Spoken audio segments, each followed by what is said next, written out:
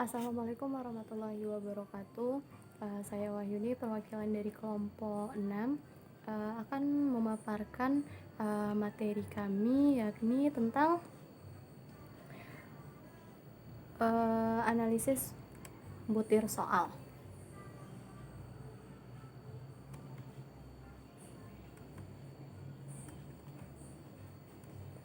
Nah, pengertian dari analisis butir soal itu merupakan suatu prosedur yang sistematis yang akan memberikan informasi-informasi yang sangat khusus terhadap butir soal atau butir tes yang akan kita susun.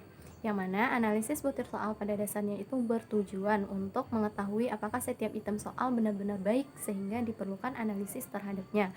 Kemudian tes adalah suatu pernyataan atau pertanyaan, tugas atau seperangkat tugas yang direncanakan untuk memperoleh informasi tentang trait atau atribut pendidikan dan psikologi, yang mana setiap butir pertanyaan atau tugas tersebut mempunyai jawaban atau ketentuan yang dianggap benar.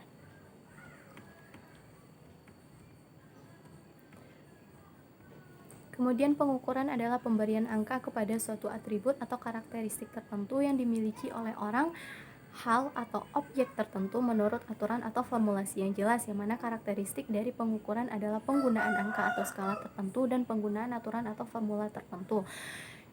Sehingga penilaian adalah suatu proses untuk mengambil keputusan dengan menggunakan informasi yang diperoleh melalui pengukuran hasil belajar, baik yang menggunakan instrumen tes atau non-tes.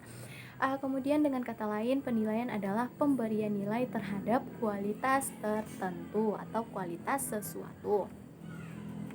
Yang mana keterkaitan antara tes, pengukuran, dan penilaian adalah penilaian hasil belajar baru dapat dilakukan dengan baik dan benar bila menggunakan informasi yang diperoleh melalui pengukuran hasil belajar yang menggunakan tes sebagai alat ukurnya. Kegunaan tes, pengukuran, dan penilaian dalam pendidikan antara lain adalah untuk seleksi, penempatan, diagnosa, remedial, umpan balik, memotivasi dan membimbing, perbaikan kurikulum, program pendidikan, serta pengembangan ilmu. Lalu perencanaan dalam pengujian sangat penting, karena tes baru akan berarti bila terdiri dari butir-butir soal yang menguji tujuan yang penting dan mewakili ranah pengetahuan, kemampuan, atau keterampilan secara representatif. Ada 6 hal yang perlu dipertimbangkan dalam perencanaan tes, yaitu pengambilan sampel dan pemilihan butir soal, tipe tes yang akan digunakan, aspek yang akan diuji, format butir soal, jumlah butir soal, dan distribusi tingkat kesukaran butir soal. Kemudian ada beberapa alasan mengapa diperlukan analisis butir soal menurut Asmawi Zainul dan kawan-kawan pada tahun 1997. Alasan tersebut antara lain yang pertama, untuk mengetahui kekuatan dan kelemahan butir tes sehingga dapat dilakukan seleksi dan revisi. Lalu yang kedua, untuk menyediakan informasi tentang spesifikasi butir soal secara lengkap sehingga akan lebih memudahkan bagi pembuat soal dalam menyusun perangkat soal yang akan memenuhi kebutuhan ujian dalam bidang dan tingkat tertentu. Lalu yang ketiga, untuk segera dapat mengetahui masalah yang terkandung dalam butir soal seperti kemenduaan butir soal, kesalahan meletakkan kunci jawaban, soal yang terlalu sukar dan terlalu mudah, atau soal yang mempunyai daya beda rendah. Lalu yang keempat, untuk disajikan alat guna menilai butir soal yang akan disimpan dalam kumpulan soal. Lalu yang terakhir, untuk memperoleh informasi tentang butir soal sehingga memungkinkan untuk menyusun beberapa perangkat soal yang paralel, yang mana penyusunan perangkat seperti ini sangat bermanfaat bila akan melakukan ujian ulang atau mengukur kemampuan beberapa kelompok peserta tes dalam waktu yang berbeda. Lalu yang selanjutnya yakni tujuan analisis butiran soal, yang mana analisis butir tes merupakan kegiatan penting dalam upaya memperoleh instrumen yang berkategori baik, yang mana analisis ini bertujuan yang pertama menentukan validitas dan reliabilitas tes. Lalu yang kedua, analisis butir tes, yang mana menurut Thorndike dan Heijen, analisis terhadap butir tes yang telah dijawab siswa suatu kelas mempunyai dua tujuan, yakni yang pertama, jawaban-jawaban soal-soal tersebut merupakan informasi diagnosis untuk meneliti pelajaran dari kelas itu dan kegagalan-kegagalan belajarnya, serta untuk membimbing ke arah cara belajar yang baik. Lalu yang kedua, jawaban terhadap soal-soal dan perbaikan soal yang didasarkan atas jawaban merupakan dasar bagi penyiapan tes yang lebih baik. Lalu dengan melakukan analisis butir setidaknya dapat mengetahui 4 hal penting. Apa saja itu? Yang pertama, bagaimana taraf kesukaran setiap butir tes. Yang kedua, apakah setiap soal memiliki daya pembeda baik. Lalu yang ketiga, apakah semua alternatif jawaban dapat berfungsi secara baik. Dan yang terakhir, sejauh mana tiap butir tes itu dapat mengukur hasil pembelajaran.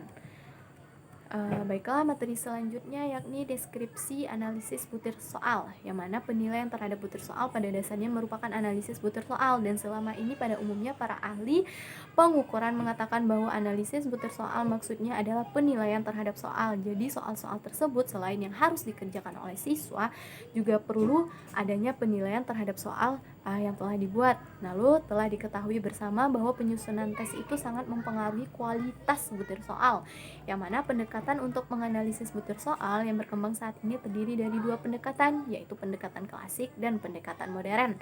Kedua pendekatan ini masing-masing memiliki kelebihan serta kekurangan, namun keduanya ini masih sering digunakan dalam analisis butir soal. Yang mana analisis butir soal dengan pendekatan klasik diantaranya dapat dilakukan menggunakan program e-teman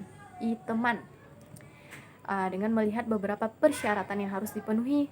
Penyusunan tes dituntut untuk mengikuti pedoman penyusunan tes dan melakukan uji coba. Jadi harus adanya uji coba terhadap soal-soal yang telah dibuat tersebut. Kemudian berdasarkan hasil uji coba, respon peserta didik dianalisis menggunakan program e-teman untuk mendapatkan karakteristik dari butir soal tersebut. Kemudian data hasil analisis dengan program e-teman dianalisis kembali menggunakan instrumen penilaian butir soal yang memenuhi syarat sebagai alat ukur yang baik, yang mana analisis butir soal secara kualitatif menekankan penilaian dari ketiga segi, yaitu materi, konstruksi, dan bahasa. Namun dalam pembahasan ini dikhususkan untuk menjelaskan analisis butir soal secara kuantitatif, yang mana analisis dilakukan berdasarkan data yang diperoleh secara empiris melalui uji coba dari suatu perangkat tes, yang mana analisis kuantitatif sering disebut dengan analisis hitam yang menghasilkan karakteristik atau parameter butir dan tes, yaitu tingkat kesukaran, daya beda, dan distribusi jawaban, dan kunci setiap butir, serta reliabilitas dan kesalahan pengukuran dalam tes. Nah, bila salah satu dari ketiga karakteristik tidak memenuhi persyaratan, maka mutu butir soal akan turun. Yang pertama itu ada karakteristik butir soal. Yang pertama, tingkat kesukaran atau difficulty level, yang mana menurut Asmawi Zainul dan kawan-kawan pada tahun 1997, tingkat kesukaran butir soal adalah proporsi peserta tes menjawab benar terhadap butir soal tersebut. Tingkat kesukaran butir soal biasanya dilambangkan dengan P. Makin besar nilai P, yang berarti makin besar proporsi yang menjawab benar terhadap butir soal tersebut, makin rendah tingkat kesukaran butir soal itu. Hal ini mengandung arti bahwa soal itu makin mudah, demikian pula sebaliknya.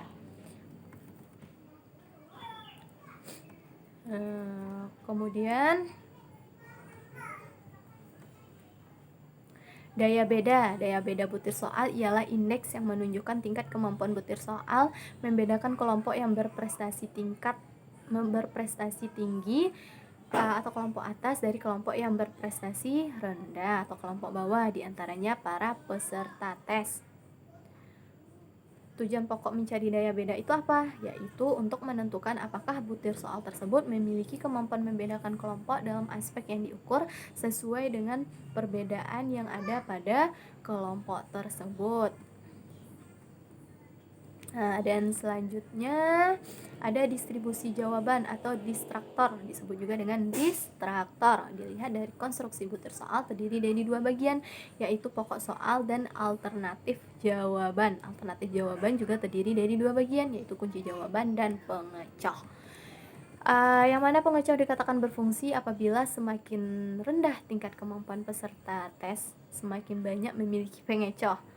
Nah, atau makin tinggi tingkat kemampuan peserta tes, akan semakin sedikit memiliki tingkat pengecoh dari alternatif jawabannya. Kemudian kriteria kualitas butir soal, yang mana menurut pandangan teori tes klasik secara empiris mutu butir soal ditentukan oleh statistik butir soal yang meliputi tingkat kesukaran, daya beda, dan efektivitas distraktor. Kemudian di makalah telah dibikin tabel, teman-teman semua bisa mengecek kelengkapannya di makalah yang telah kami kirimkan.